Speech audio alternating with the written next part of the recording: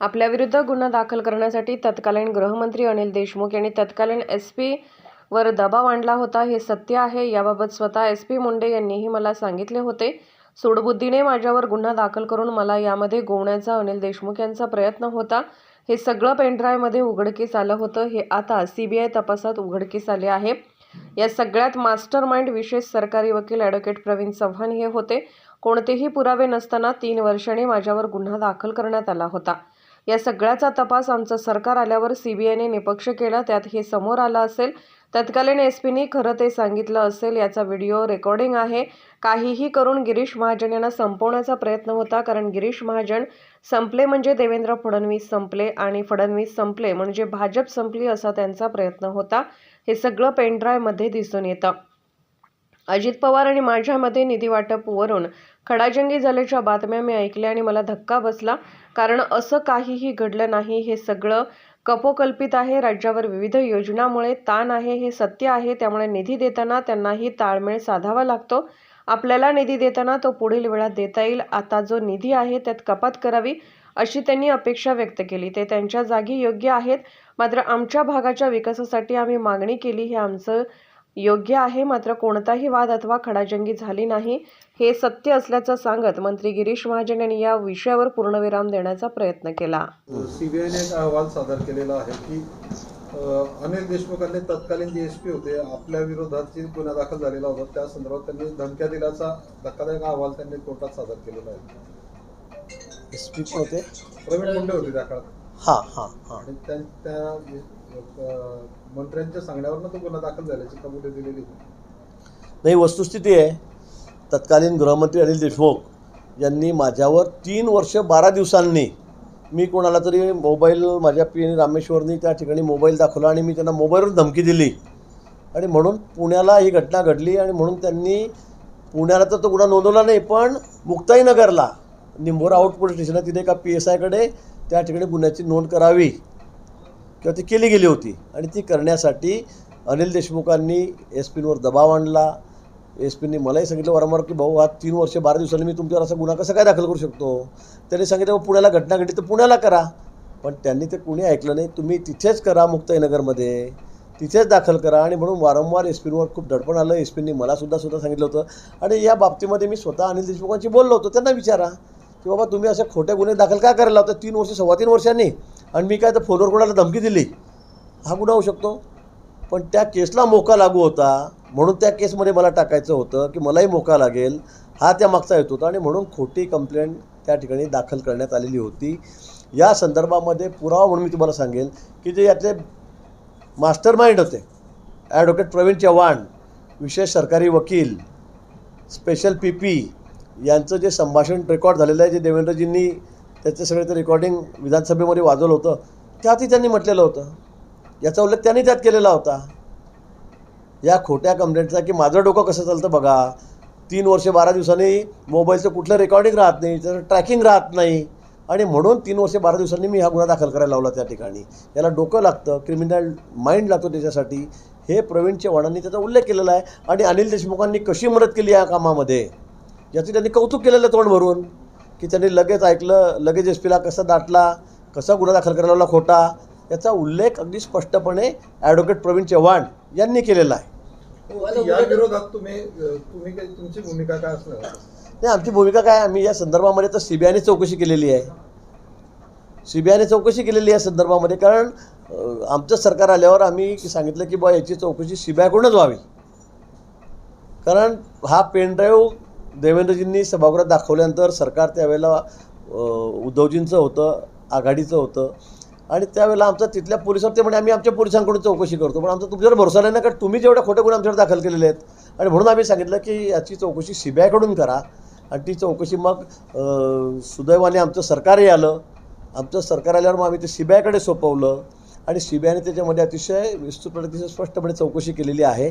त्या चौकशीमध्ये मला वाटतं जे खरं असेल ते SPनी सांगितलं असेल, मुंडेंनी तेच त्यांनी सांगितलं असेल आणि त्यांनी सांगितल्यापेक्षा या सगळ्या गोष्टीचं रेकॉर्डिंग आहे, व्हिडिओ रेकॉर्डिंग आहे, की अनिल देशमुखांनी कसा गुन्हा दाखल करायला लावला खोटा, किती जोर त्यांनी SPवर दिला, कसं गिरीश महाजनांना फसवायचं होतं, याच्यामध्ये मोकामध्ये टाकायचं होतं, हे त्या पेनड्राईव्हमध्ये आलेलं आहे सरकारी वकिलांच्या म्हणण्यानुसार. जाणीवपूर्वक सोडून देणे केलं गेलं सर. मग याला काय म्हणाल? तो पेनड्राईव्ह जर आपण बघितला तर काहीही करून गिरीश महाजनना फसवा, गिरीश महाजनला जेलमध्ये टाका. गिरीश महाजन संपले म्हणजे मग देवेंद्र फडणवीस संपले, ते संपले म्हणजे भाजप संपली, वरतून मला आदेश आहे. हे पिप्पी जे सरकारी वकील आहेत विशेष प्रवीण चव्हाण हे वारंवार सांगतायत ना, आणि त्याचं व्हिडिओ रेकॉर्डिंग आहे सरळ सिनेमासारखं. हे आम्ही काही तोंडी सांगत नाही कोणाची म्हटलं म्हणून, त्याचं रेकॉर्डिंग आहे आणि ते देवेंद्रजींनी सभागृहातच दिलेलं आहे. आणि म्हणून सूडबुद्धीने खूप कामं झालेत. त्याच्यामध्ये देवेंद्रजींनाही फसवा, अजून आमच्या 1-2 मंत्र्यांना फसवा, पण गिरीश महाजनांना नक्की त्यात फसवा. यात फसत नसतील तर एखादे ते मुंबई नाशिकहून जळगावला जात असताना पोलिसांना गाड्या अडवायला लावा चौकशीच्या नावाखाली. त्याच्यामध्ये मग त्यांची डिक्की उघडा, त्यांच्या डिक्कीमध्ये काहीतरी अंमली पदार्थ टाकून द्या, चरस गांजा हेरोईन टाकून द्या, ड्रग टाकून द्या आणि त्यात त्यांना अटक करा. 2 वर्ष सुटणार नाही त्यातून. ते हे स्पष्ट त्या रेकॉर्डिंगमध्ये व्हिडिओ रेकॉर्डिंगमध्ये आलेलं आहे. त्याच्यामध्ये पोलीस अधिकारी आणि तुमचे सरकारी वकील विशेष सरकारी वकील प्रवीण चव्हाण हे बोलत आहेत, असं प्लॅनिंग करतात आमचं मला अडकवण्यासाठी. हे सूर्यप्रकाश इतकं सत्य आहे, त्याला कोणाला काही विटनेसची गरज नाही. आता याच्यामध्ये फडणवीसांनी माणूस पाठवला, त्या फिरूट करायला सांगितले, उद्धव ठाकरेंच्या नावाने खोटा आरोप करायचा, आदित्य ठाकरेंच्या नावाने खोटा आरोप करायचा, हे प्रकरण चाललं.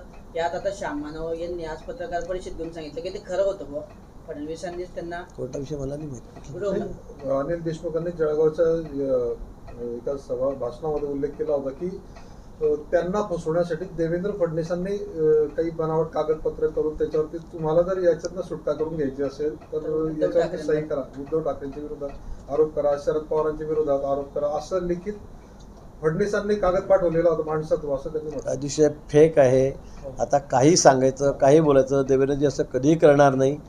काही गरज नाही ना असं करण्याची, अजिबात गरज नाही. पण मला वाटतं हे सगळं कपोलकल्पित आहे, ही सगळी फेक आहे. पण आमचं मी जे सांगतो आहे ते अतिशय सत्य आहे. त्याचं व्हिडिओ रेकॉर्डिंगच आहे अधिकाऱ्यांमध्ये प्रवीण चव्हाणमध्ये बोलतानाचं आहे. तोंड भरून त्यांनी अनिल देशमुखांचं कौतुकही केलेलं आहे की अनिल देशमुख किती चांगले आहेत, ते लगेच ऐकतात, कुठलाही शब्द टाळत नाही. आणि अनिल देशमुखांना मी हे 3-4 वेळा भेटून वारंवार सांगितलं की तुम्ही माझ्यावर खोटा गुन्हा का दाखल करतायत, तुम्ही आणि मी सोबत आहोत, मी तुमच्यापेक्षा सिनियर आहे या सभागृहामध्ये, हे मी त्यांना सांगितलेलं आहे. हे योग्य नाही असं दुसऱ्याचं राजकारण. पण त्याने म्हणे माझ्यावर प्रेशर आहे, माझ्यावर खूप दबाव आहे, हे अनिल देशमुखला वारंवार सांगत होते. आणि म्हणून त्यांनी SP-ला दमदाटी करून अगदी खालच्या भाषेमध्ये बोलून त्यांनी हा गुन्हा रजिस्टर करायला लावला. ही वस्तुस्थिती आहे. पण यात तुम्हालाच का टार्गेट केलं गेलं भाऊ, यामध्ये नेमकं तुम्हालाच का टार्गेट केलं गेलं? याच्यामध्ये बरेच लोक होते बाकीचे. आता आपल्याला माहिती आहे त्यांचं म्हणणं त्या व्हिडिओ रेकॉर्डिंगमध्ये असं आहे की गिरीश महाजनना संपवा. गिरीश महाजन संपला म्हणजे हे देवेंद्रजींचे एकदम राईट हँड आहेत, भाजपचे संकटमोचक आहेत, हे वारंवार त्यांनी म्हटलेलं आहे. हे संपले म्हणजे मग भाजप संपते, हे त्यांनी वारंवार अधिकारी पोलीस अधिकारी आणि प्रवीण चव्हाण वकील जे विशेष सरकारी वकील यांनी नेमलेले होते तिथे अनिल देशमुखांनी, याची चर्चा आहे त्याच्यामध्ये. दादा आणि तुमच्यामध्ये निधीवरनं खडाजंगी उडाली, जमिनी विकायच्या का असं त्यांनी उत्तर दिल्याचं सांगितलं जात आहे. तुम्ही नाराज होते निधी अजिबात नाही. ही वस्तुस्थिती आहे. मला ती बातमी ऐकून खरं बघून मलाही आश्चर्य वाटलं. जमीन विकायचा काही कुठे प्रश्न आलेला नाही, ही वस्तुस्थिती आहे. अजितदादा निधी देताना नाराज होते आणि ते शेवटी वित्तमंत्री आहेत, त्यांना सगळ्यात ताळमेळ राज्याचाही बघावा लागतो. जमेची बाजू खर्चाची बाजूही बघावी लागते. आणि नुकतीच आम्ही माझी लाडकी बहीणमध्ये 46-47 कोटी घालवलेत शेतकऱ्याचं वीज बिल माफीमध्ये. असं जवळपास 1 लाख कोटी रुपयाचं बर्डन आता राज्यावर या ठिकाणी आलेलं आहे. आणि त्यामुळे त्यांचं असं म्हणणं होतं की पुढच्या ज्या आता काही योजना असतील, तुमच्या काही डिपार्टमेंटचे कामं असतील, त्याला थोडी कपात करा, असं त्यांचं म्हणणं होतं. आता त्यांचं म्हणणंही योग्य आहे आणि आमचा आग्रह धरणंही योग्य आहे.